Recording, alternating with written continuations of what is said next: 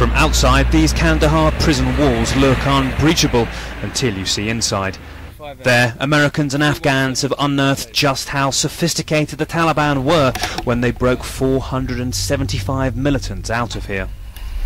The narrow tunnel doesn't travel straight, but has support beams, a tube to feed in oxygen, light fittings, and the dirt was wheeled out on trolleys. It must have been a mammoth operation. Inside this tunnel you get an idea really of how cramped and difficult it must have been to move through, and really how long it would have taken for hundreds of people to crawl hundreds of feet out. We go inside and enter where the Taliban were held, the political bloc, wondering exactly how did no one notice the months-long operation. We're told not to film any of the Americans, Afghans or prisoners. The corridors once full of insurgents, the cells all empty. The cell that led to freedom left, though, as it was. Life here had little luxuries, and one big one, an escape route.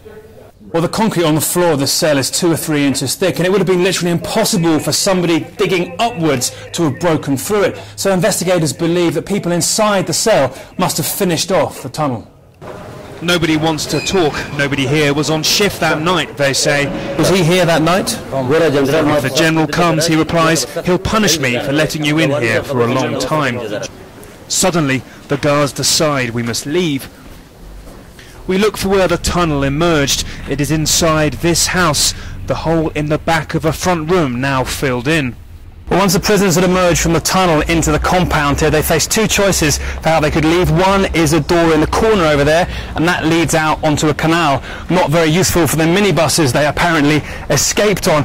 The most obvious choice would have been this, the front door of the house, and this leads right out onto the main road opposite the prison.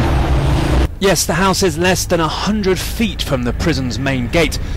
But still, the Taliban had to be stealthy. This mast is from a heavily armed American military base just down the road.